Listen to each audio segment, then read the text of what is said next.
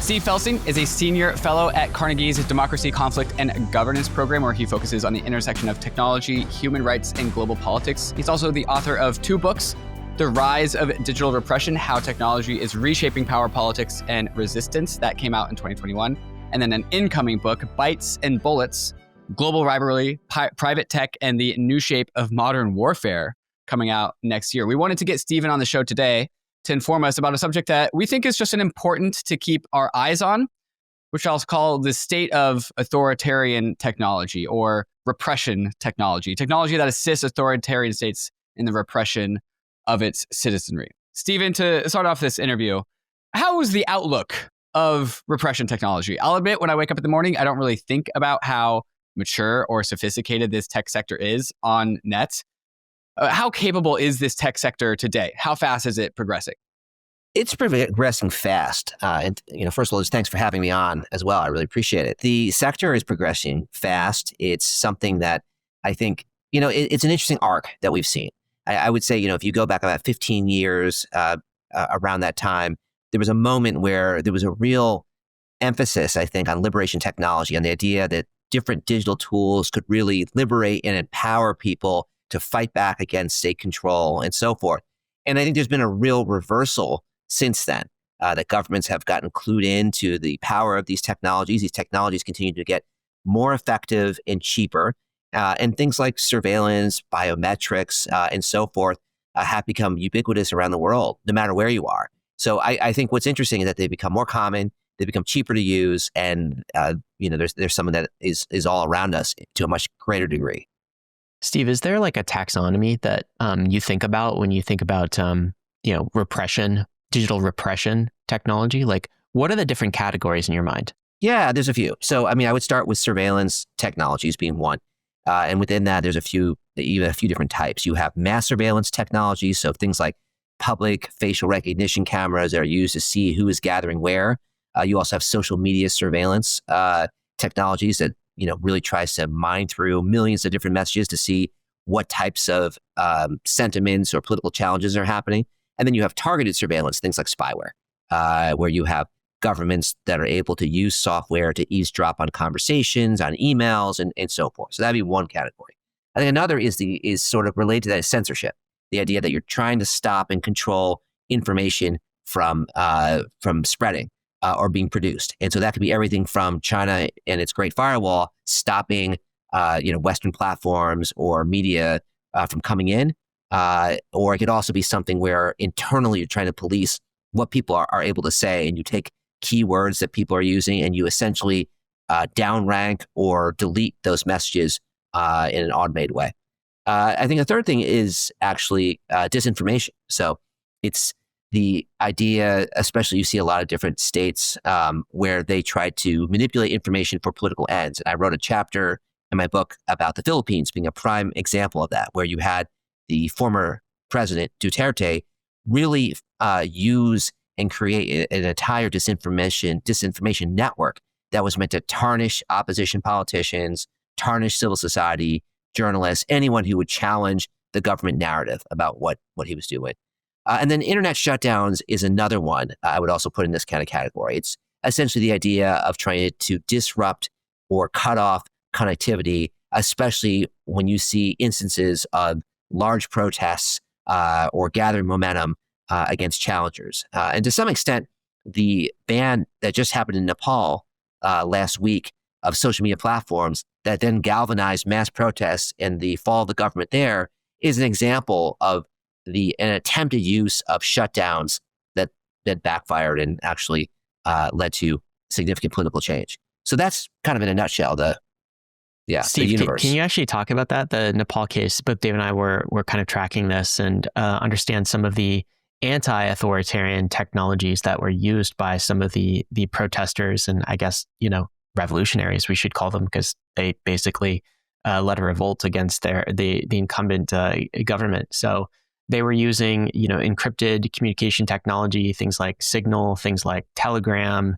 There's reports of them using cryptocurrency because some of this censorship and repression obviously doesn't just shut down communication networks. It also debanks people and shuts them out of the financial system. But Can you just talk about that? Because that's been in the headlines recently, although I don't think mainstream media, there's a lot going on in the Western world right now to report. So I feel like the Nepal, the craziness that's going on in Nepal has been maybe underreported, but what are the facts there and what's the situation like? Yeah, it's been really interesting. And I've actually commissioned a couple pieces via a network I run at Carnegie to write more about it. So that's coming out in the next few days. But essentially what you saw is that for a number of weeks, you saw a rising level, and this is really Gen Z oriented. So that was one of the things that was really important, is that the bulk of the people protesting, spreading messages and so forth were of a younger generation that were finally sort of coming into their own and were really angry about a couple things. They were angry, first and foremost, about corruption, and they were particularly incensed by, they had this hashtag, Nepo babies. And they were looking at politicians' children and all the kind of wealth that they were flaunting in a country that is extremely poor, where people are forced to leave and become migrant workers. In other countries, you had these children, a very small elite of wealthy politicians who were going out in fancy cars, showcasing luxurious lifestyles and so forth. So that of course, chronicling all of this on social media, I imagine, right? Just like kind of influencer culture, but you can imagine this for the kind of the Nepo baby elite, children of the politicians. Right. And so that started to gain momentum. And, what happened was that there already was an attempt by the government. They had sort of passed a law that would essentially force platforms, all sorts of external platforms, from Meta to Instagram to X and so forth, to register. And so then they decided to enforce this law and immediately suspended 26 or so platforms from operating in Nepal. Now, the government claimed at the time that they were doing this strictly because they were trying to enforce the law. What everyone in the country more or less saw was that they were trying to silence this growing anti-corruption movement that was starting to look very dangerous for the government. So they suspended, these platforms fully. And then immediately what happened was people became even angrier about that. And they started coming out on the streets. And then you start seeing violence occur. And so day one, I think 19 people were killed. Immediately, the government backtracked. They said, okay, we're not going to suspend these platforms. But at that point, it was too late. People were so angry. More and more people joined. The second day, more people died. Buildings started to be burned. Immediately, the prime minister resigned. And then all of a sudden, you had sort of a change. And what was interesting is that one of the platforms that was used, I think this is the first time I've seen this platform used as a way to organize a mass amount of people online, was Discord. And so Discord was being kind of leveraged, and it was kind of open. It wasn't like there were a lot of use of encrypted apps, Signal, Telegram, so forth, for different people to communicate with one another. But when it came to actually trying to make political decisions amongst thousands of different activists and their supporters, they, from what I understand, used Discord as a way to sort of make key political decisions and to figure out who would sort of step in to run the country in this vacuum that had occurred. And I would assume at this point, they're still using Discord to make decisions on a day-to-day basis, which is wild. I know we're at the very beginning of this episode and it's all about authoritarian repression technology, but I could imagine in an alternative universe, or maybe Steve, we just have you back on, we talk about the inverse, which is, what would you call this? Freedom technology? Liberation technology. Yeah. And like, it turns out Discord might actually just be in the toolkit for preserving one's freedoms. Using this example of Nepal, you just gave us a taxonomy of 4 different categories of repression technology: surveillance and spyware, censorship and firewalls, disinformation, and internet shutdowns. Can you talk about how Nepal, the government of Nepal before it was overthrown, the actions that it took and what categories that those map to? Yeah, and what's interesting about Nepal, so I would say for primarily what Nepal used, I would say surveillance less, because surveillance tends to be something that is used, it can be used in more sophisticated ways. Nepal is not that well-resourced of a country, so it tends not to have access to the most sophisticated advanced tools. We're not looking at a Russia, we're not looking at a China, we're looking at a place that's very poor, even amongst its government. And so censorship, I think first and foremost, was, and using kind of lawfare in combination with more technological censorship means, was classically used in the Nepal case, right? So essentially, they said, look, we have a problem in terms of people saying things that are challenging the government online. We're going to use a law that clearly isn't very democratic, and we're going to weaponize that to try to stop communication. And then we're going to actually sever the people's ability to access these apps completely with using this kind of internet shutdown type of thing. To the extent that they have been able to use disinformation techniques, it doesn't seem that that has been particularly effective. I mean, that's something that actually takes a lot of investment and time. It's not something you can just sort of throw in the mix with 0 followers or maybe one influencer who you're paying off, and you can all of a sudden kind of like, have an impact.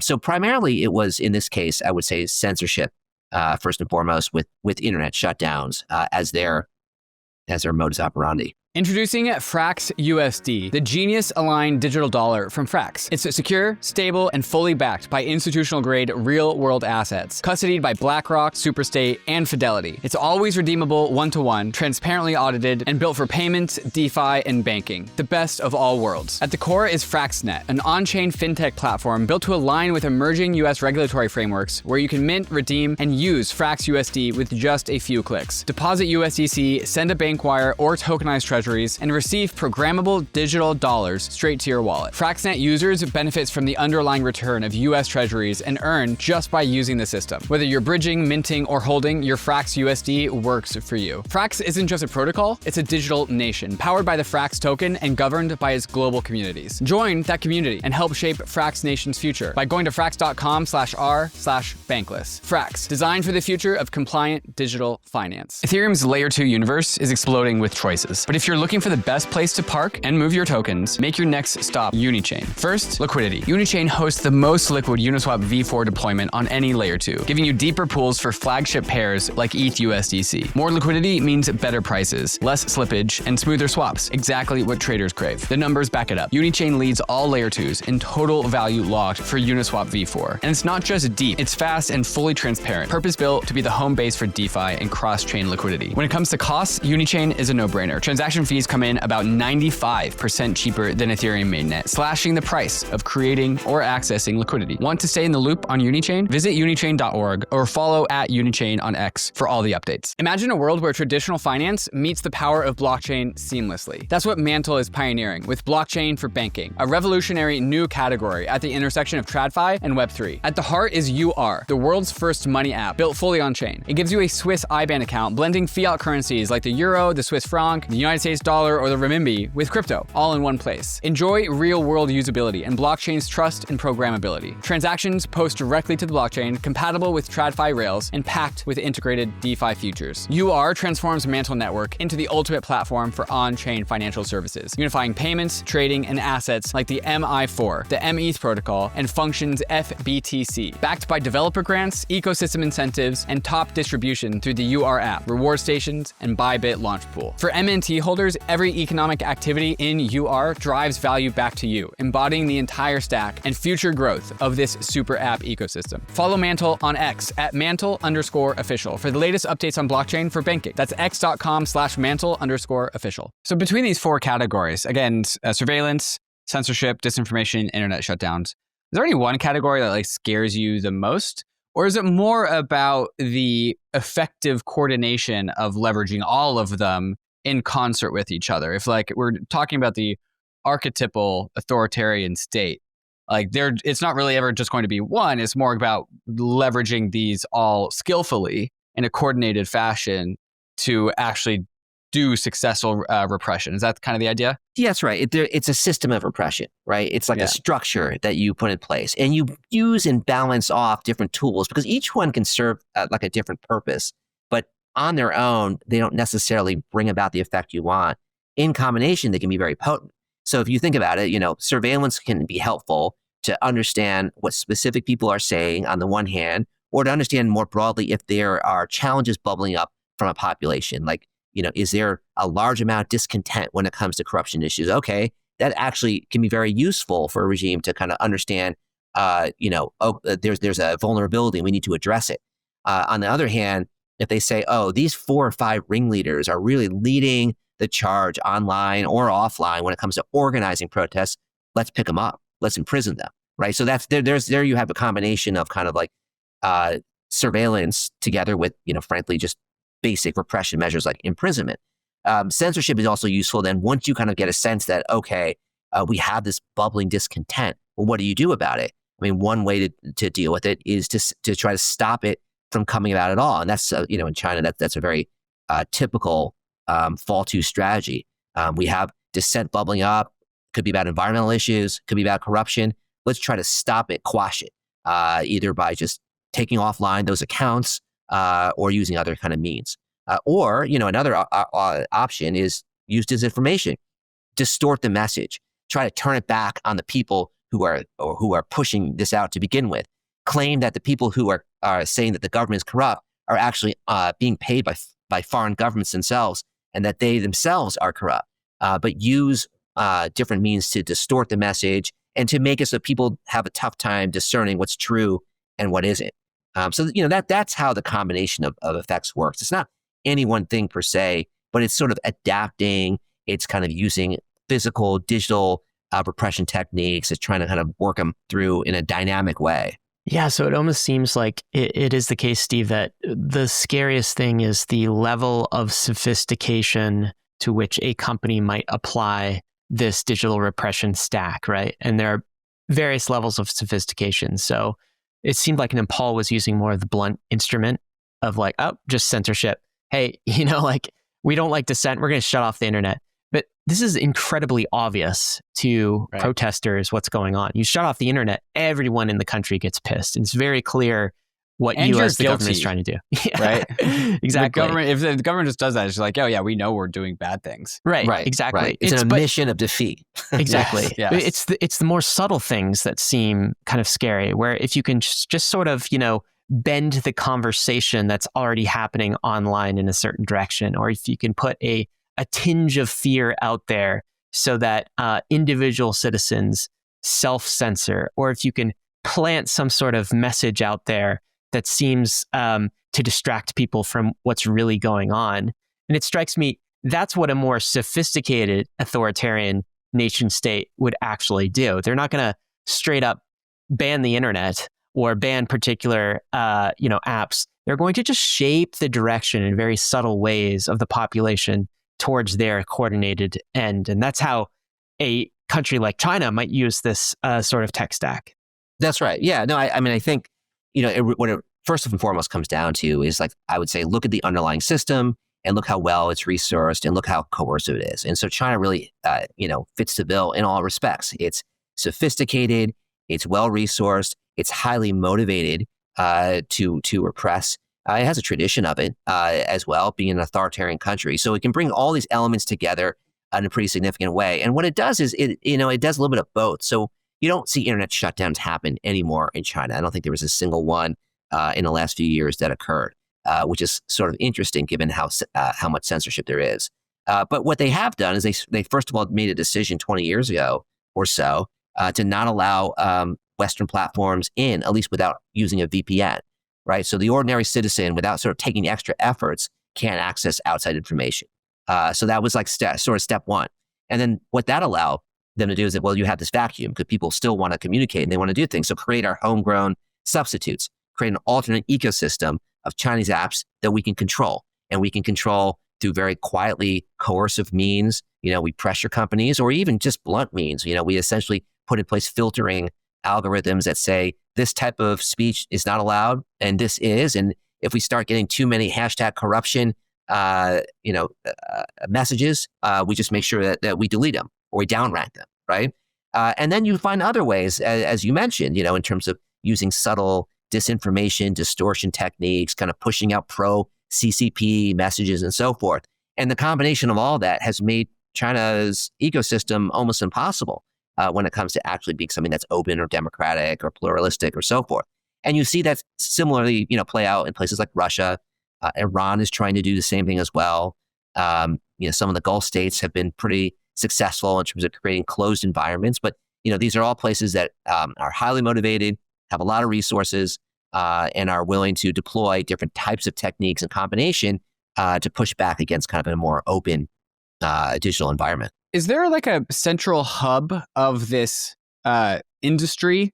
Like in the same way that Silicon Valley is the center point of social media platforms and more recently AI, or you have like Virginia, Maryland, Washington, D.C. for like the industrial complex, military industrial complex.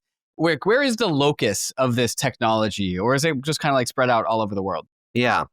That's an interesting question. I mean, I think on the one hand, you can make a fair argument on two respects. You can make an argument, one, that there's a lot of authoritarian learning taking place. So people look to models, and China has been the preeminent model, and they say, oh, how did they do that? Do we want to have a great firewall? What are some of the other techniques that China has done to kind of control its environment? And so different aspects of that can be borrowed. And I would say, in addition, China has been known to export a lot of its authoritarian technology to other countries. And so you do have a situation where facial recognition systems are used in places that may not have much of a business having such a system. Places like Uganda or Kenya have Chinese, or Serbia have Chinese facial recognition systems that are used. And so, and that's that you do have an export sort of strategy. And so you can make a fair argument that, China itself and some of the different cities within that, Hangzhou, Beijing, and so forth, are kind of places where this repression technology lives. But the other point that I've tried to make, and that, I think people have figured out, is that it's not just Chinese technology that's used.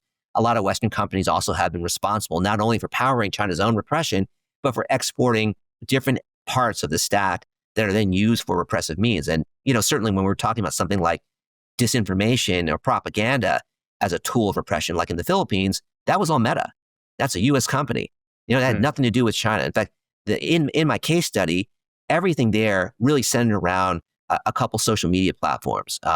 Frankly, largely Meta to begin with. So, the idea that it's strictly something that emanates from an authoritarian country out, and that as liberal democracies or quasi-democracies, we're sort of vulnerable to that, is not really how it works. It's really kind of goes out in different ways from different sources, both Western or US, democratic, as well as authoritarian. So in the case of something like Meta in the Philippines, right? So the way we experience Facebook in the US is basically it's a reasonably open platform. Okay, of course they have some algorithmic selection as far as like which news feeds are pushed down to our timeline, that kind of thing. But it's general, to the best of our knowledge, it's not censored in any ways. When they export Meta or Facebook to something like the Philippines, what do they just give the government basically a toolkit, some toggles to switch on authoritarian mode or something like this? And, is that basically what they're doing? They're taking the structure, but then they're customizing it. You're giving the government the ability to customize it. And I guess in defense of that, on the Meta Facebook side, they would say, well, every nation has their own specific laws, and we can't take our American Western values and enforce them on another country. So, of course, we have to localize our platform for the laws in a particular nation state. And somebody could listen to that argument, and reasonably they could agree, and they could say, yeah, this is just Facebook being giving nation states the ability to kind of customize things for their local traditions or culture or laws or whatever. But on the flip side, what if the laws are authoritarian? Then they're just basically arming governments with a toolkit to censor, to tweak the algorithms. Is that basically how it works? Yeah, it's a complicated issue because it's really kind of cat and mouse. And I think, it's probably overly simplistic for me to say, or for others to say, well, the reason why you had propaganda that spread out in the Philippines was due to Meta. Meta was the means by which that happened. Meta was the intermediary, but the source of the motivation came from the government. I think the first and most interesting thing people point out when it came to Meta's experience in the Philippines and with Duterte, that the prior president in particular, was that they went to his campaign when he was sort of like a long shot presidential candidate. And they said, and they offered this to all the presidential candidates, and he was the only one who took him up the offer and said, look, we can be really helpful to you. You can advertise politically here. You can use our platform, these different tools to promote your message. And then, if you were to win, we can continue working with you to show you how Meta can be helpful to your own political agenda. And so he said, yeah, this sounds great. He met with the Meta representatives. He sort of incorporated their ideas. He was able to wield Facebook really successfully. In fact, some people argue that it was because of that collaboration and because of his adept use and leveraging of Meta that he won the presidential campaign, period. And then from there, he obviously said, well, this is a potent tool. Let me keep using it. So, part one was the fact that they went to him and then went to other political candidates. He was smart enough to use it. And Meta was fine with him manipulating or sending out bad messages because they said, look, that's more eyeballs. That's more revenue for us. So we'll take a hands off and, we'll just see what happens out there. That was one issue. And then I think the second thing then is once you started seeing an ecosystem that became pretty poisoned by really violent rhetoric, by harassment and so forth, particularly geared in a political way to tarnish and smear enemies in an anti-democratic fashion, Meta did very little, right? So, the idea, and if anything, I would say, the fact that he was able to so adeptly manipulate algorithms, bring on influencers, and orient user eyeballs towards his messages was something that maybe Meta would have wanted to think about, or at least think about those big influencer users who are spreading bad messages, whether that's something they want to allow to remain on the platform. So at any rate, that happened. We can sort of debate to what extent were they culpable, to what extent should you just allow for an open environment and kind of let things go. Either way, without Meta there, that would have taken away a tool that person used in order to spread his brand of politics. I guess the question though, Steve, is like, what should they have done? What should Meta have done, right? So should they have just not played ball at all and withdrawn the Meta platform entirely and Facebook entirely from the Philippines? This sort of reminds me of the discussion with, I don't know, so over a decade ago now, of Google withdrawing from China. And basically what happened is Baidu became the default search engine for China because Google withdrew because they didn't want to customize their search results for the CCP. Is that what you're essentially advocating? Is that what a Western tech company should do, is just stand firm on open internet, Western liberal values and not allow the customization of these platforms and just withdraw if they have to? Yeah, I would do that. I mean, I think you got to draw a line. I mean, first of all, the argument that, and I remember this, I heard this argument quite a bit when I served in government as the democracy and human rights official for Africa. I would travel around the continent, and everywhere I would go, they would say things like, look, you're not respecting our local laws and traditions, which are authoritarian, and that your liberal values don't comport well in our countries. And it's funny then, because I would talk to many different, I'd talk to college students, young people, ordinary citizens, civil society groups in those same countries. They say, what are these guys talking about? Of course we want to be able to express ourselves as we want.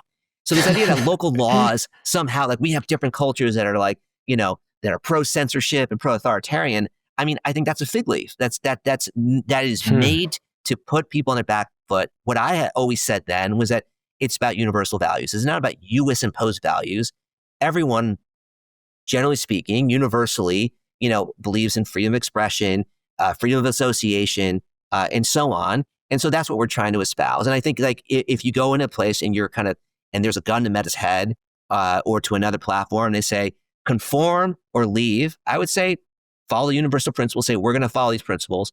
If you don't want us there, we'll find ways to work around your restrictions. But at the end of the day, we can't do it. Like, I would rather not be complicit with the CCP and get out, as Google did. Let Baidu go in there anyway, because ultimately, I think China would ultimately replace Google anyway, as opposed to sort of trying to play ball with a clearly authoritarian, repressive enterprise that over time would boot you out once they had an opportunity to do so. One of the reasons why I kind of feel this problem is so pervasive or so difficult to go up against is the customers of repression technology are the world's largest, most wealthy entities ever, the nation state. Not only are they the most wealthy entities ever, they can all print money, which if that's your customer, if your customer can print money out of thin air, it's a pretty good customer to have. And so like, I'm assuming there's like this notion of like, kind of like in the same way there's the military industrial complex, like the government wants a very powerful military. It contracts out to the free market to service and provide the world's most deadly weapons. I'm assuming there's this very similar like industry complex between repression technology and nation states. But Stephen, other than just like the United States companies that can manufacture weapons, Northrop Grumman, like Lockheed Martin, like all of these, I couldn't really, and then Meta as well, like, repression adjacent at the very least. I couldn't really name you one other like company that's dedicated to sell, to be like a country's vendor of repression technology? Are they out there? Am I just naive to them? Why are they just not common knowledge as much as other companies? Like, what's out there? Yeah, there's a lot.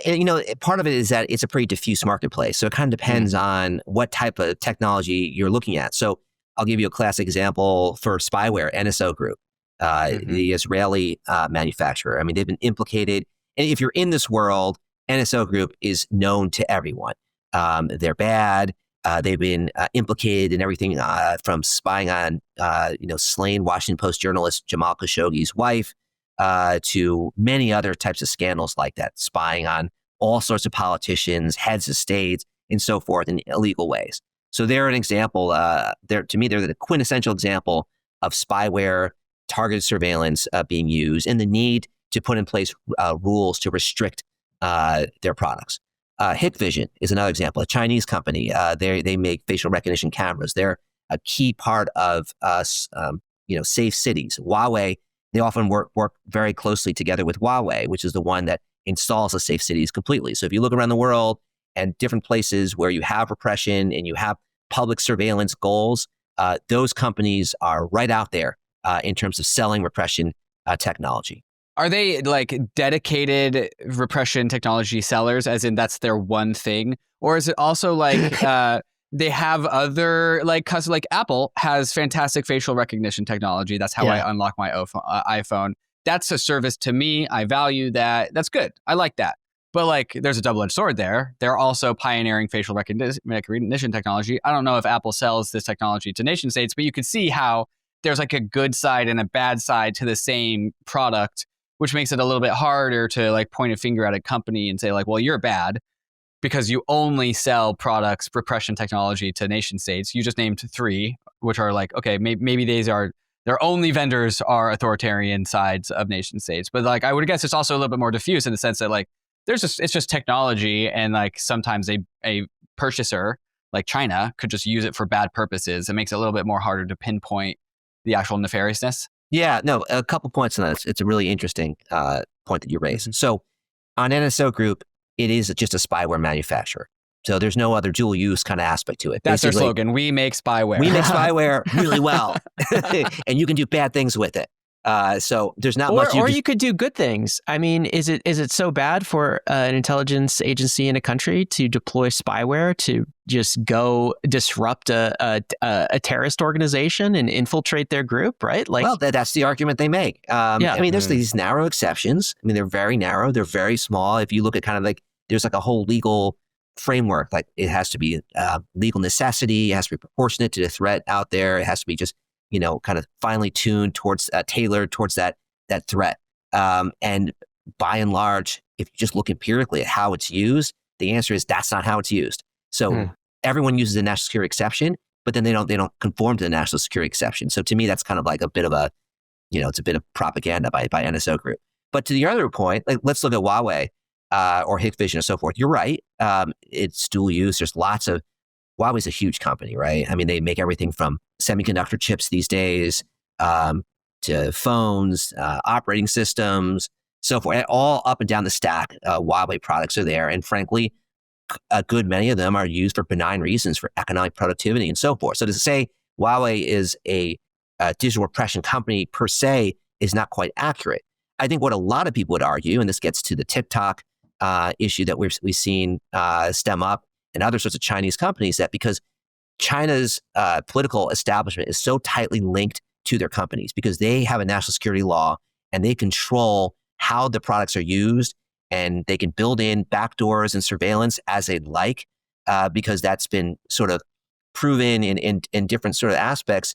There's an element where people say, well, if it's a Chinese advanced digital product, we can't trust it, period, in a liberal democracy, that over the long term, that represents a threat to our ecosystem. And you're seeing that debate play out right now in the US.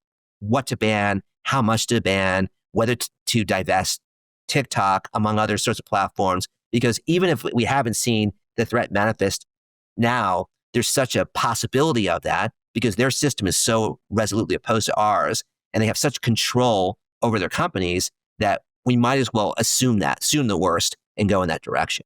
That's the argument. it's as if like China has a controlling board seat over every tech company that comes out of China.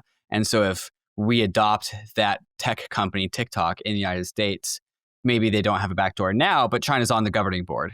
And so if TikTok influences the United States, well, that's actually just China influencing the United States. Not only do they have board seats or implied board seats. I mean, they essentially they can talk to any board member there and say, "Hey, vote this way." But they subsidize them. They give billions of dollars. When Huawei sort of faced a death sentence because it was blacklisted first under Trump and then under Biden, the reason the company was able to stay afloat was because the CCP gave them billions of dollars to keep them going. And there's a number of interesting books and reporting out there that sort of shows this. So it's not just that they're even coercing.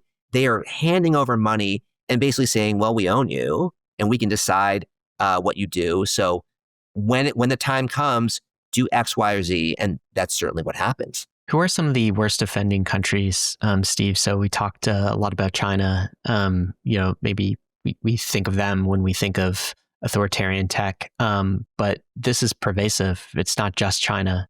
What regions of the world are most authoritarian from a digital tech deployment perspective? Yeah.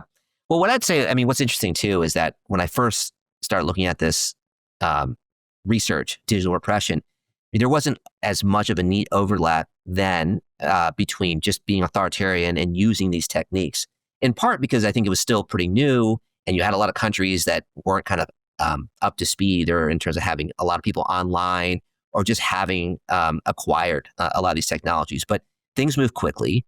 I mean, we live in a digital world now. People are connected all over the place.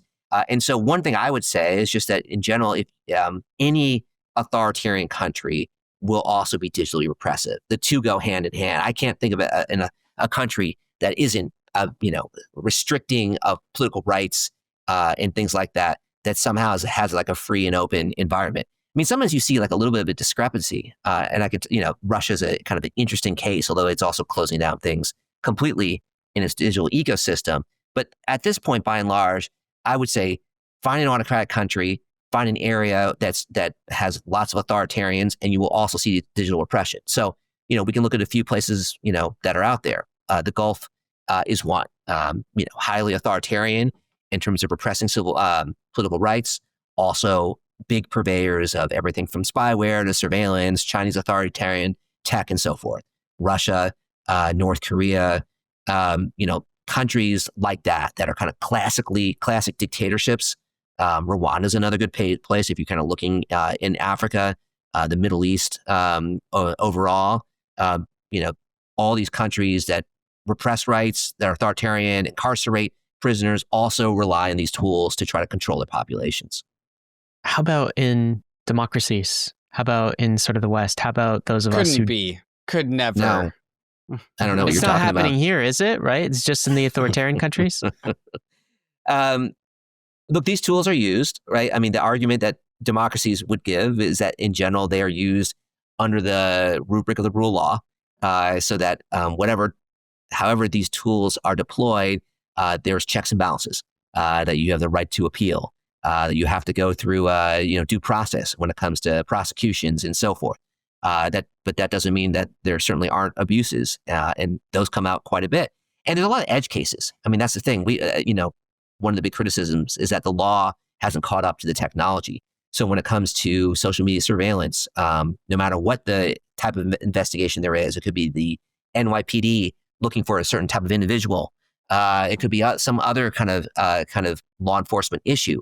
And this particularly pertains when it comes to the border. There aren't clear rules in terms of what's invasive, what's a violation of privacy, and what is acceptable, particularly when it comes to online.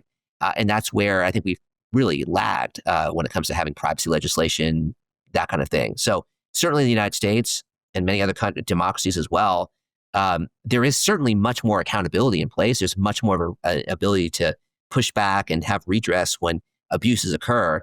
But the law isn't quite there in terms of how these advanced techniques are being deployed. The rate of acceleration in this sector of repression technology, I'm assuming, is accelerating. The technology everywhere is accelerating. like my understanding about democracies just goes so slow. There's got to be a gap there between the rate of capacity growth in repression technology and the rate of democracies to be able to contend with these things, right? Yeah, no, there is. And I think it's one of those issues where, it's hard to create laws when you don't have consensus about what those laws should be. I mean, generally one follows from the other. You reach a kind of societal consensus and you say, this is bad, whatever it is, and now let's create a law to codify it. But I think people are still trying to figure out what this stuff means. They're trying to figure out what role does artificial intelligence play in my life? What guardrails do we need to have in place around that?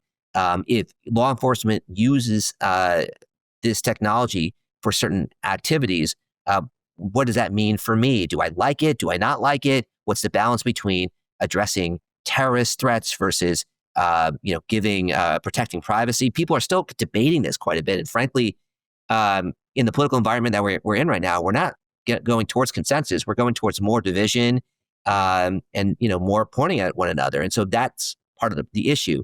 How do you create a law in a society that really is kind of moving away from consensus and moving more towards division and disagreement, especially when it comes to new tools? There's maybe two big explainers here as I look at this issue, Steve, and I'm wondering if this this resonates for you. So the one explainer of why we're getting increasing digital repression across the world, even in our democracies, is the economics of it. It is so cheap to deploy digital repression at scale. It's so cheap, inexpensive, and effective relative to the old analog ways of doing this through some sort of secret police that's, spying on, everyone's dinner table conversation, right? It's like we can have machines and databases, and we haven't even talked about AI, which we're going to, but all of these things can be listening in and deploying at scale. So there's an economic, I think, narrative with respect to this story, and that's got to be a big driver. The other piece of it too is I feel like even in the West, all our civil liberties were basically dreamed up for an analog type world, where we look at something like the First Amendment. Social media platforms, where do they fit into that? Where does right to privacy sort of fit in? I mean, maybe the framers and the founding fathers didn't create privacy amendments in the Bill of Rights because spying on everyone was just impractical from an economic perspective. And we didn't have anything that could do that. There was no contemplation of the digital world and the world we live in today. So even in our Western democracies, this transformation from the analog and the physical to the digital, we just haven't adopted the toolkit really, in the legal toolkit. And I think governments, when they get big, do they even have an incentive to do that? Or is their incentive more to kind of creep into the areas of our lives that will kind of penetrate that? So to what extent do you think it's those two stories, the economic story and just the transformation from this analog era to the digital, that explains a lot of the direction of travel here? Yeah, I think that you've really nailed it well. So there's the political economy issue, right? The fact that you can do something cheaply at scale, and so why not? It's like the idea that if you're trying to search for a suspect, why would you, kind of call phone companies and look for like cell phone records when you can just go online and sort of immediately, try to look and see for a specific individual with the characteristics in place and use an algorithm to kind of quickly narrow it down to a small number of people. It just makes sense to do that, but you got to have laws in place as well to make sure that you're not getting false positives and to make sure that you're conforming to, basic civil liberty protections. And that's kind of where things fall down. So that kind of gets you at two of the both issues that you mentioned, both that the law hasn't caught up and also that these are tools that are kind of frictionless, relatively frictionless to use, that are very effective in terms of what they accomplish. The other thing I would just also say is that, part and parcel of this is that we live in digital societies.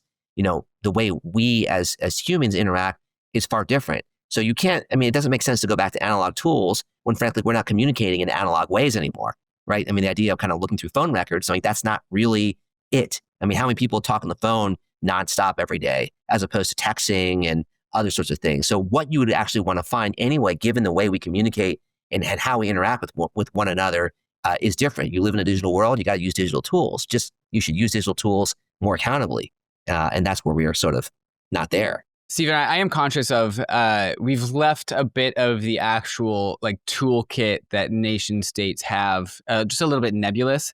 And I think that's part of the problem is where does repression technology come from? Well, it can kind of come from all over. It doesn't really come from any one particular spot. It's not in one, there's like loose categories that we've defined, but the actual specific strategies, I think we've still kind of left hazy for the listener. Maybe to make it more specific, we can talk about the arcs of certain technologies that are going into the future. So when like AI, we haven't even talked about AI yet. When AI combines with drones, for example, I think we all know that there's something out there that should be really scary to all of us. It's not quite here yet, but something like that is out there. What are like some future technologies that we know are coming that give you the heebie-jeebies? Yeah, well, I mean, I think this idea, this idea of predictive policing is something that's been in place for a while. In large part, that's sort of been based on kind of like past actions, and you sort of plot it on a map, and you sort of say, well, if there's like a bunch of crime that's happened here in this kind of grid, then we can assume that more crime will happen here. And that's actually been kind of abused quite a bit in terms of profiling. But with algorithms, you can really hypercharge that. You can have lots of more data points. You can start to bring about predictions based on how one will post online and language, linguistics, and then start to sort of watch those individuals who are flagged. And so this idea of automation where you take out the human and you rely increasingly on computing power and algorithms, if not agents, to sort of do the heavy lifting. And in the meantime, as you're outsourcing or delegating that type of responsibility, you don't have the right checks in place. And so not only are mistakes made, but civil liberties are infringed upon left and right. And you have very little recourse to kind of push back as a citizen. That bothers me. That worries me. It worries me that as we continue to move in this course where we embrace automation at all costs, take humans out of the decision-making matrix, that you end up with lots of situations that lead to abuse. I'll give you a more concrete example where we're seeing this right now. So, I've written a little bit about AI targeting in war. And that's something that we've seen a lot of in the Israeli context when it comes to relying on algorithms to generate many thousands of suspects that would then be used for strikes. And so in the past, what you'd have is that you'd have to kind of collect this through human intelligence. You'd have to do it through individuals, and it was laborious. And so you'd have much lower numbers of people that were kind of picked up. And so just in general, even when you had an error, if you're making a mistake for, an error rate of, let's say 1%, so 1 out of every 100 strikes, it's still only like one person. So then the overall number is lower. Now, let's say you're striking 10,000 people or 15,000 people. Even if you have relatively the same error rate, you just have many more people who are going to be killed because you're relying on these systems at such a scale. And so that's part of the reason we're seeing such a high civilian casualty rate in Gaza is as you rely on automated systems to recommend who to target, and because you're just raising that number to such a high level, more people are dying as a result of that. And so extrapolate that same type of thing out to police law enforcement tools, where the number of suspects for different crimes is amped up to a much higher level, and which also means that the number of false positives, the number of potential problems, the number of procedural violations also get amped up. That to me is a scenario that I find very concerning, and it's very much an AI-based type of scenario. So maybe to bring this home, let me paint an example that is completely hypothetical. It's not happening, but I'm starting to see like a little bit of warning signs, like flashing lights come up on my social media feeds inside the United States, specifically after Charlie Kirk's murder, where the right is very upset about the left celebrating Charlie Kirk's murder. And now there is like kind of like the Daily podcast brought up this term, a blue scare, which like the inverse of the red scare was like, oh, well, the liberals are advocating for political violence. And like you could make some combination of AI consuming everyone's social media posts. And if, the one side is in power, if the conservatives are in power, they say like, well, this one Twitter account is saying a little bit too many things about political violence. And there's a 95% chance that based on our models, that they actually do commit some crime. So we're going to arrest them today because they're 95% guilty, but they actually haven't committed a crime. That's like a hypothetical future scenario that I just totally fabricated using my imagination. There's no evidence to say that that's going to happen, but like that's part of like a potential arc that might worry you of like, oh yeah, 95% guilty is above our line, and therefore we're going to go arrest that person. That's like predictive policing, like a model of predictive policing that you could imagine. Yeah. So and that's a really good example because ultimately what I think is that I focus. Look, the technology scares can be scary. It can be frightening, but ultimately it comes down to the politics underneath it, I think. And so the question there is that do we have a First Amendment that matters? Having learned, we had a Red Scare when we didn't have very much high technology. Now we potentially have a Blue Scare. We'll see where that actually goes or doesn't. Let's hope it doesn't go very far. But either way, that's still, kind of based on the fact that you see people who are trying to stretch the bounds of the law as we know it, who at least in practical terms, if you look at predictive policing, if you're trying to then take people offline because of the potential link to crime, like under any jurisprudence I know of, that doesn't compute, right? Like that's not enough of a reason. The thought that something could happen based on kind of loose circumstances that therefore means you can't say that and therefore you should be arrested. Like that's not how the Constitution ought to work. And frankly, even though the Constitution is old, that's been updated enough through court cases that we can still apply it that way. And so what scares me more about this type of thing is not the algorithms, it's the misuse for political gain by those in power of those algorithms. So I guess it's powerful tools that can be exploited in nasty ways that run against our democratic principles. And I think that's pretty alarming. Yeah, the example of predictive policing is alarming for our democracies. But at least the end goal of predictive policing is something that I think we want in healthy democracies, which is just like safety, public safety, right? And you can imagine our civil liberties and the institutions that guard against government encroachment of those civil liberties, they have to hold. They really have to hold so that this technology doesn't, not only give us safety, but or some perception of safety, but strip away those civil liberties as well. I guess this same predictive policing concept, though, if you apply it to an authoritarian nation state, right? You could call it predictive political dissent, and you could gather all sorts of information about individual citizens to predict which ones might be anti-government or which ones might have a trajectory of leadership in anti-government. You could predict protests before they happen, and you could dismantle those protests. You could find out who the disturbers are in any political movement and take some action to censor or constrain them, or you launch a disinformation campaign against them. The predictive political dissent capability, when you start to track all information across all of your societies in the hands of a government authority who has all of this power and AI at its disposal, it almost seems like the authoritarian regime, those that are trying to stay in power, how could they be disrupted at that point? You know what I mean? Like once you have this tech stack, and if you have marshaled it at scale across your society, aren't you basically a god? Like, aren't you basically immune from any kind of revolution or political dissent? The amount of power that this tech stack gives to existing governments is just astounding, and I don't think the world has ever seen it. And it's pretty. I agree. I think it's super alarming.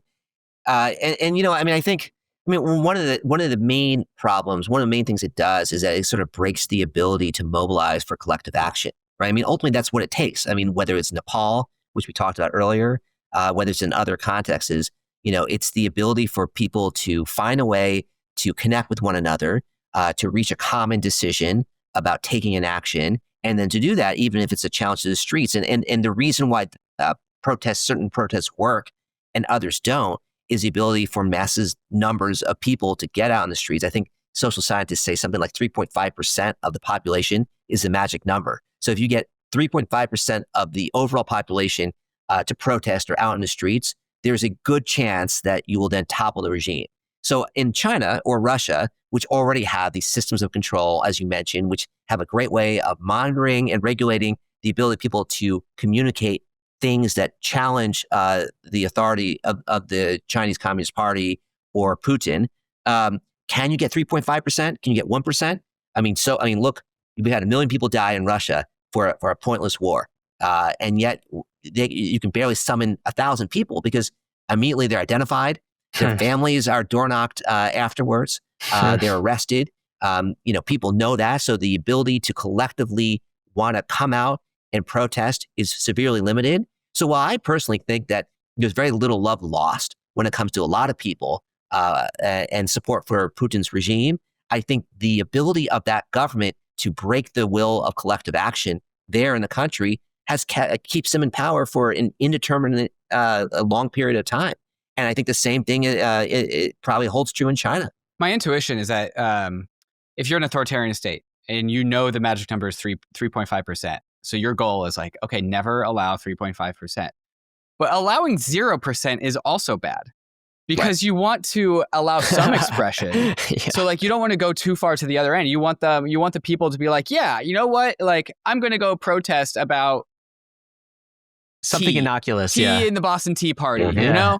And I'm going to dump the tea overboard, and that's going to make me feel good. And I'm be like, yes, I expressed my desires as a citizen, and I'm going to go home and I'm going to just be happy. So like, if I was China, I'd be like, you know what, 0.5%.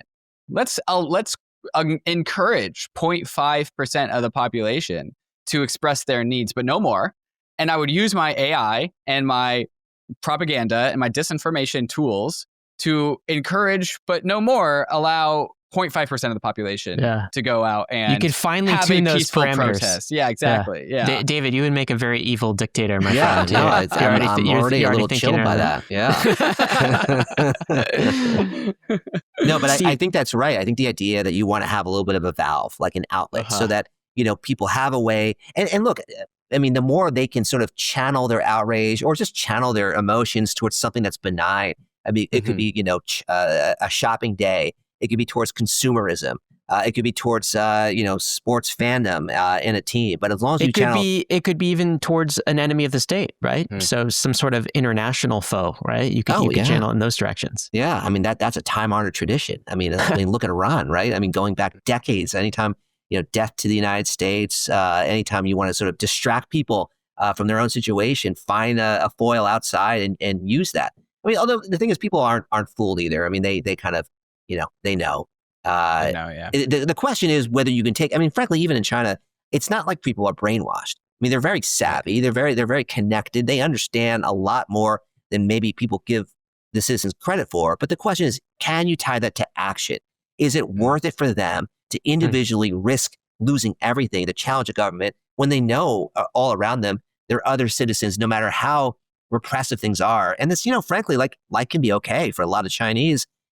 Is it worth it to kind of stick your neck out when they know your other citizens aren't going to do that? I mean, that's part of the problem, is this sort of collective paralysis. When you have a society that is getting richer, that seems like it's doing well, and a very strong coercive state in the meantime, why not go towards door A to, get the benefits and live your life and don't talk about politics, as opposed to door B, where you can challenge the state agents and find yourself in prison for life. I mean, door A sounds a lot better for most Chinese citizens, and frankly, for a lot of citizens in other countries as well. I mean, that's part of the, sort of gaming the incentive structure, I think. Mm-hmm. Yeah, I suppose this kind of goes back to where Nepal failed and why China is good at what it does, where like Nepal failed because it just used a blunt instrument, and it took down otherwise law-abiding citizens alongside of the protesters because they just turned off the internet for everyone. Like, all right, none of you get the internet, which just encourages the moderates to join the protesters. Like, well, you guys just lumped me in with the protesters, so I'm going to go join them. Whereas, like, I think what China probably does pretty effectively is they smartly identify the biggest bang for the buck, which is like, how does this action coerce the most number of people in the most invisible way possible, as opposed, and like, so like law-abiding citizens are otherwise undisturbed, but we could just like yoink this one loud individual, this one loud dissident, and disappear them. And yeah, no one's going to really miss them because it's just one person. And also that also does the whole chilling effect thing. But otherwise, normal people just don't care. And it's ultimately invisible at the end of the day. So that's a smart decision. I'm going to do the big bang for the buck thing. And that's probably the difference between an effective authoritarian state like China and an ineffective one like Nepal. Does that align? I think that's fair. I mean, look, Nepal is frankly not, I mean, Nepal is sort of like a mix anyway. It's a democratically elected president. It's a kleptocratic kind of like regime, right? It's one that's sort of unrepresentative and small, but they have elections that are relatively free and fair. And so in one sense, even the tools that China has weren't necessarily available to Nepal anyway. And so they used a blunt tool at the very end, at which point the die had already been cast. But I think what's also interesting about Nepal that's different than China is that I think for a lot of citizens, especially those many who are in poverty, who are dispossessed, who are forced to look for work outside the country, is that what do I have? Like, what do I have to lose to go out in the streets? Like, what's the cost to me? Life is already difficult. Corruption is already endemic. I have very little chance to actually rise up and make a good living for my family, let alone to have a voice in the system. So why not go out in the streets? I mean, you saw the same dynamic play on the Arab Spring with all the anti-corruption protests, including millions of Egyptians gathering in places like Tahrir Square saying, I don't want this anymore because the system delivers nothing for me. I don't think the ordinary Chinese citizen would say the same thing in Beijing. I think one of the things that the Chinese Communist Party has done very well is that it has really put a dent in poverty. It's a flourishing country. There's lots of innovation. There's lots of opportunities and pathways to succeed. And so for someone who does have a lot more to lose, for them to go out in the face of this coercive apparatus, it's a really hard decision to make. I think in Nepal, though, given how much more difficult life was for the ordinary person, I think going out in the streets and saying, you know what, screw this regime. And by the way, they're inept, so they probably aren't that coercive anyway. And now they took away the one thing I did have, my access to communicate with other people. Well, now I'm doubly angry, so I'll definitely go out. And you see that playing out in places like Indonesia. In the Philippines, you're seeing kind of growing protests as well. And so that is common. Most countries aren't China. I think that's one thing that's also important, that China is pretty unique in terms of what it's able to do. Yeah. I suppose there's a huge difference between authoritarian repressive regimes that are economically poor versus authoritarian repressive regimes that are economically wealthy. And I guess if you are an authoritarian regime and you control your citizenry, but you also make them wealthy, that starts to ask a different question about what is good or bad here. Steve, what do you think about Curtis Yarvin? Do you know him? I do. I don't know his work well enough to sort of comment publicly. Okay. So I'm going to... We're gonna skip that one. For the listener, Curtis Yarvin is this guy who thinks that basically a monarchy is the best style of governance. And so the question that I threw to Stephen was what do you think about that? But again, we'll move on. Well, I can broadly comment on politically. I don't think that, I believe strongly in the democratic experiment, as flawed as it is.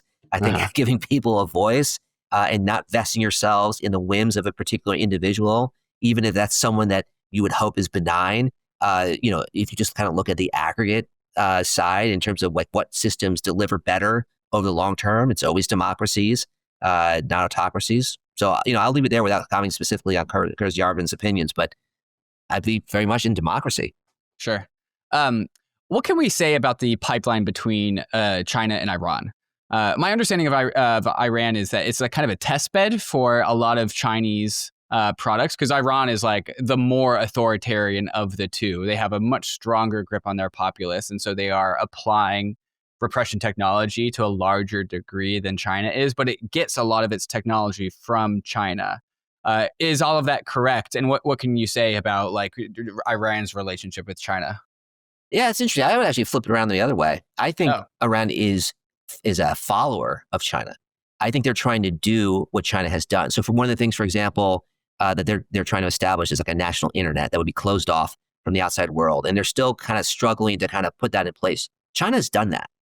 Right? So the technology, and Iran is using some Chinese technology. It's not exclusive, though. I think there are other types of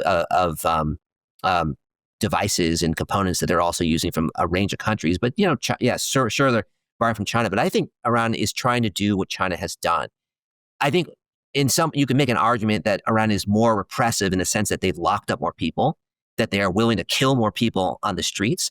And that's partly because they have to resort to that because they have a much looser grip in power and the economy's in a free fall. And, it's a theocratic state in a country where most people no longer believe in the state religion, right? So they have a much looser link to legitimacy than the Chinese Communist Party does in China. So therefore, they have to resort to much more rudimentary physical tactics to get people to do what they want because that's the only way out there. And they're also kind of getting attacked left and right pretty successfully by their neighbors. So they're losing wars, and they're losing their economy, and the price of oil is falling, and everything's kind of a mess. But I think they're following what China is doing. I don't think it's the other way around. Okay, yeah, that checks out to me. The reason why I asked is I kind of want to understand the arc of how repression technology is going to proliferate. I think if I understand your literature and everything you wrote, you kind of think that repression technology is going to proliferate further and more than it is today in the future. Like in the future, there will be more repression technology than there is today. Do you believe that? Yeah, well, look, I think in part it'll follow where I think autocratic patterns are going. Like, are more countries becoming authoritarian? If you think the answer is yes, and so far it looks like it is, like if you just look at like Freedom House and the number of countries that are democracies versus autocracies, we're like in 15 or 19 straight years of like lower numbers of democracies and higher levels of authoritarianism. So point one is just that you have more authoritarian countries, there will be an increasing demand to get these systems. And I think that's sort of part of it. I think point two is also that I found that, some people really focus a lot on the export side, the supply side. I tend to think a little more about the mix between supply and demand. So it's as much about China pushing out or putting, having certain types of repression technologies out for purchase, or frankly, other Western countries like the United States and Israel having certain types of technologies that people can purchase, as much as it is about who actually wants it. Do they have a motivation to use it? Do they have the resources so that it makes sense for them to institute a system of surveillance that'll actually help them control who says what in the country? And, some places want to do that. Other places, even if they are autocratic, they say, we have other ways to handle things. So, why bother with it? It sounds really expensive. Maybe China will give us a discount, but what's the point? Imprisoning people works just well, or shooting 3 or 4 people and making them symbols of challenges to the state. That works pretty good. So we'll see. I mean, there's lots of different ways, but I think the demand side and looking at that is really important. Do you have an opinion on the way that this repression technology proliferates around the world? Do you think that it will go bottom up and it will start from like the weaker countries who need to resort to authoritarianism first? And so like the weaker countries that they're starting to lose control. And so they start to lean towards authoritarianism in order to constrain their populace before they lose control. Maybe it starts that way and it starts at the weaker countries and it moves up and up to the bigger and bigger and bigger countries. Or does it start at the superpowers? China, Russia, United States. China has that relationship with Iran that we just talked about. And then it kind of like works its way out. It proliferates out into like these superpower repressive spheres around these superpowers. Is it directional in the way that this gets adopted? I think it's really context specific. I think it's hard to generalize, but I think we can look at a few patterns that will probably play out. So I think one pattern we'll see is that rich countries that are highly autocratic, so countries that have a lot of resources, Saudi Arabia, the UAE, maybe Egypt to some extent, countries like that, that have a lot of resources and also have a really high interest in procuring these authoritarian technologies, will get them and will continue to kind of crowd them in as much as possible. It's interesting when it comes to kind of countries that are weaker. I think you have to recognize your weakness pretty far in advance in order to do something significant with this, because it's not like you bring in place a surveillance system and you can install it overnight, you know how to use it, and your police force is able to deploy it. One of the things that I looked at was sort of the ability of your security forces to be highly coercive and organized or not. And so you already need to have sort of a system in place that can leverage these technologies in order to do something with them. So if you're like a country that already starting like Nepal, like kind of in free fall, quasi-democratic, or Bangladesh is another place that had a change in government last year because of protests, like it's kind of too late at that point. mean, A, you don't have the resources to do that much with it. B, your forces have been trained in terms of how to use it. And C, you have immediate problems. These technologies are better for kind of more medium to long-term problems. I mean, again, the classic example is a place like Russia that over the long term is just slowly entrenching greater levels of control in a society. Slowly, it's booting out different Western platforms and trying to control what is said in the ones that remain, whether it's YouTube or Telegram. Slowly, it's instituting facial recognition systems in all its major cities and even periphery cities. And then it's sort of supplementing that with kind of high-profile killings of dissidents like Navalny. That's how you sort of do it. You kind of have a slightly longer time horizon. You have the resource base necessary, and you have the motivation in which to get these, and that's your kind of perfect storm. So I would say, think about which countries sort of hit that composite, which fall in that frame, and those are the places where you'll see more and more purchasing of it. Introducing KGEN, aka Verify, the world's largest verified distribution protocol, or VDP. If you're trying to grow a real protocol or app, you need real users doing real actions. If it's not Verify, it's just noise. At the core of Verify is POGI, KGEN's identity and reputation framework. It helps you reach humans, not bots, and proves what your users actually did, so your budget goes to the right people. With Verify, you can run verified user acquisition with confidence, keeping people coming back with retention tools like loyalty rewards, quests and achievements, and even power AI training and evaluation using trusted, verified user groups, ensuring your models learn from clean data. And when it's time to reward your community, there's the K-Store, a global rewards marketplace where users can redeem perks that connect directly back to your app. Put simply, when growth is built on real users, you grow faster, and that's exactly what Verify delivers. If you're building a Web3, AI, or gaming, request a demo to grow your protocol at www.kgen.io/demo. That's www.kgen.io/demo. Bullish Exchange has officially launched in the United States and is now open to institutional clients. Built with institutional-grade infrastructure, Bullish offers deep liquidity, low latency, and compliant rails. It is already one of the top regulated BTC and ETH spot venues worldwide, with over $2 billion in daily trade volume. On Bullish, you'll get more than just trading. Custody, liquidity, and execution are all tied into a single global order book. Fees are designed for scale with 0% maker fees and ultra-low taker fees for institutional accounts. High throughput APIs support programmatic strategies, and onboarding is already seamless across 20 states, with more coming soon. Markets may be unpredictable, but execution should not be. Access the new institutional standard at www.bullish.com. That's bullish.com. There's a link in the show notes for more information. Bit Digital, ticker BTBT, is a publicly traded ETH treasury company that combines the two biggest metas of our time, Ethereum and AI compute. Bit Digital believes that ETH will power finance and AI compute will power everything. Bit Digital gives you direct exposure to both. Bit Digital holds more than 120,000 ETH with institutional-grade staking and validator operations. On top of that, the company owns roughly 73% of White Fiber, an AI infrastructure business that runs high-performance GPU data centers. That adds a meaningful exposure to the growth of AI compute with over 27 million shares. This is an ETH treasury backed by real operations, designed to capture staking yield today while positioning for the future of intelligent computing tomorrow. The ticker is BTBT. This ad is not financial advice. Do your own research, learn more about Bit Digital, and try their MNAV calculator at bit-digital.com. That's bit-digital.com. Bankless is being compensated by Bit Digital for this ad. You can find out more information by clicking the link in the show notes. I guess the best deployment, the most effective deployment of repression technology is when the population doesn't notice that it's happening. Sure. Or they choose to look elsewhere. Right. The best time to plant a tree was yesterday. Yeah. It's definitely a boiling the frog type of effect. Yeah. One other piece here, Steve, I want to talk about, because of course we talk about, this is a cryptocurrency podcast as well, is the element of financial repression that also happens. I think a lot of your work on the digital repression side of things focuses in on kind of the communication layer. So it's like First Amendment stuff, repression technology that restricts the right to assemble or freedom of speech, that kind of thing. There's also debanking that can happen once you fully deploy digital repression technology across your society. I was, this hit the headlines this week about Vietnam.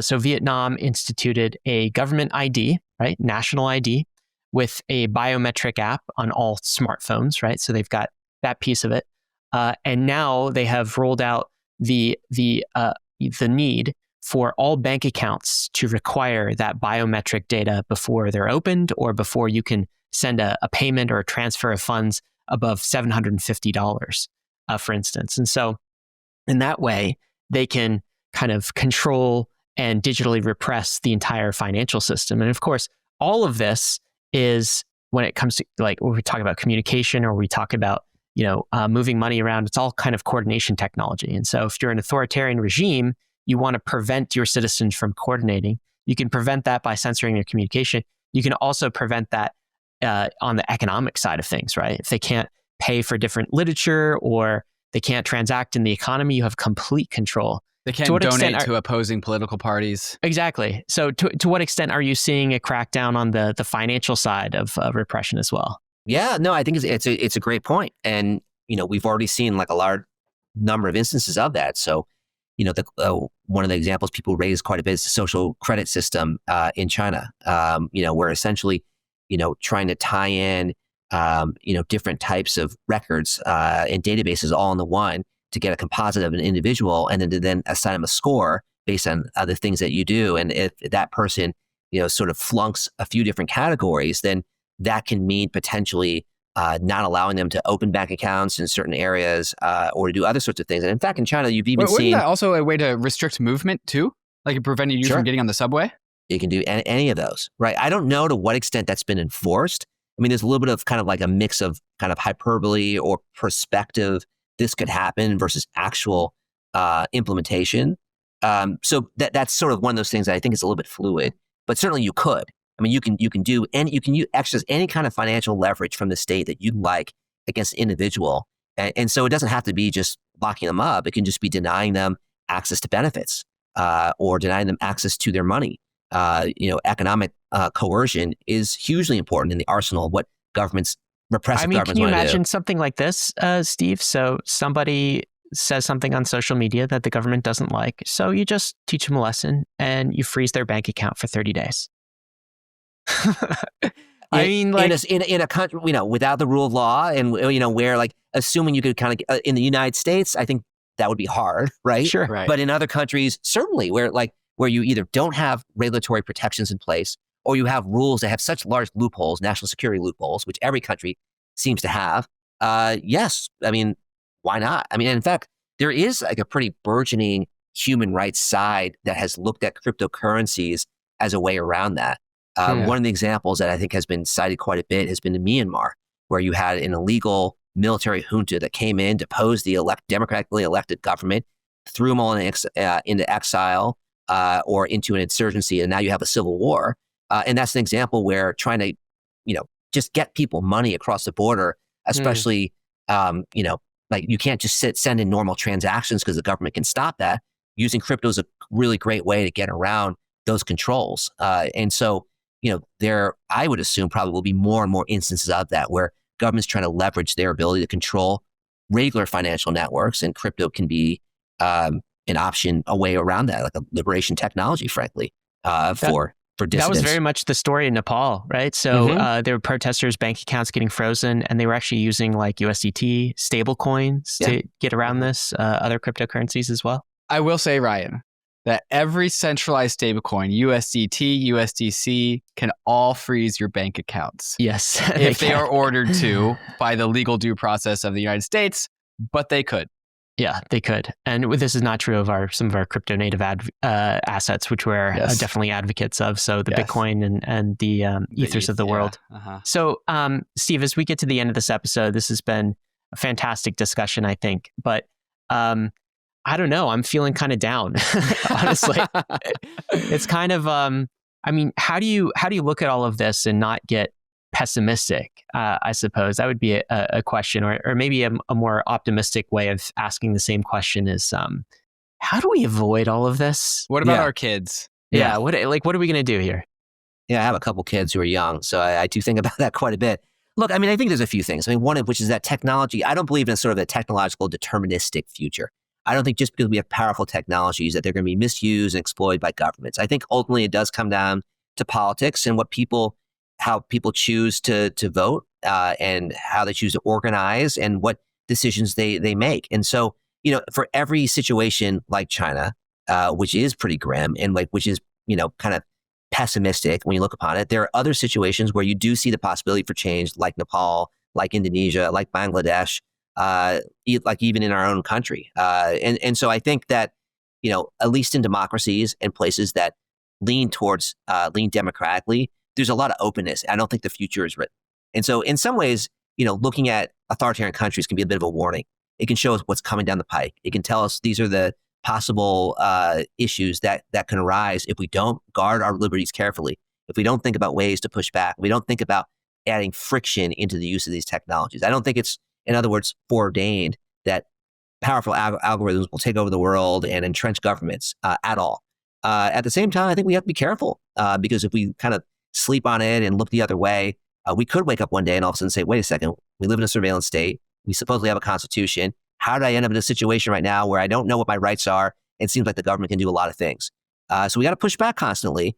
And I think, using law, using kind of collective action, and using models and examples from other places around the world in order, if nothing else, learn what not to do can be really instructive and important for future generations. Steve, is there anything that you do or don't do on a daily basis that relates to I don't know, I guess we'll call it repression technology hygiene?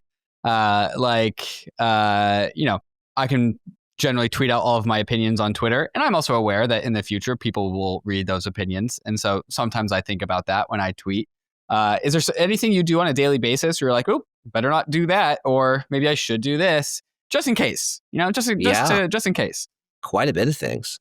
Quite a bit. So I communicate more and more. I communicate with friends of mine, especially groups over Signal and not text messaging.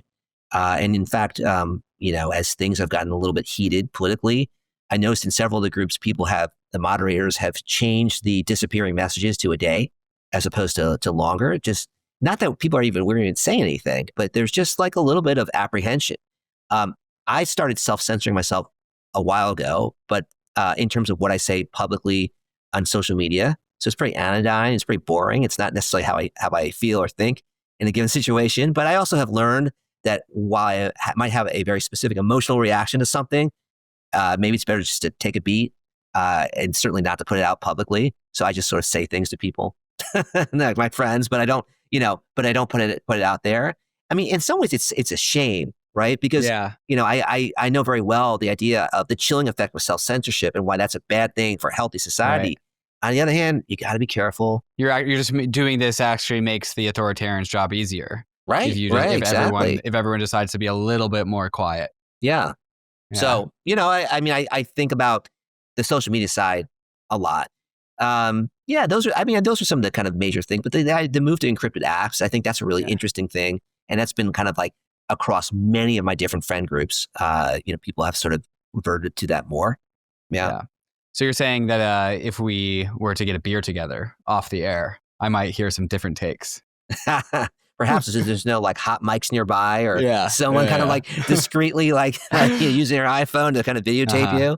Yeah. I think if Ryan and I were in your chair, our answer would be, you don't need to put your savings into crypto, but I would establish a pipeline of going from your bank account to the crypto world so that if you ever need it, it's there for you. Don't figure that out before it's too late. I think that's what we would say to add to the arsenal of individual it's freedom. Not a bad idea. Yeah, I think we would, right? Encryption at all areas, even encryption for your communications, I guess encryption, cryptocurrency for your money too. Yeah. Steve, this has been a pleasure. You've I think elucidated a lot of things today, and it's just really been a fascinating conversation. So thank you so much for joining us. Yeah, thanks for having me on. Your questions were great, and I learned a lot just talking and hearing your perspective. It kind of forces me to probe things. Steve. Yeah. The new book. So that is coming out in 2026. That's right. Called Bytes and Bullets, Global Rivalry, Private Tech, and the New Shape of Modern Warfare. So give us a tease. What's that book going to be about? Yeah, it's about how countries and different militaries are using technology for geopolitical competition. So it looks at everything from the tech war between the U.S. and China and how that'll play out and determine power, to looking at the use of drones and the battlefields in Ukraine and elsewhere in terms of how that's rebalancing, how militaries win or lose when it comes to warfare. So it's taking more of a little bit of an external view in terms of thinking about the balance between technology, power, and military might, and what that might mean for the future. Yeah, it's definitely a driving force too. So when that book comes out, we'll have to read it and maybe get you back on. But thanks for joining us today. That'd be great. Bankless Station, gotta let you know, crypto is risky. Of course, you could lose what you put in, but we're headed west. And encryption is the defense against losing what you put in. This is the frontier. It's not for everyone, but we're glad you're with us on the Bankless journey. Thanks a lot.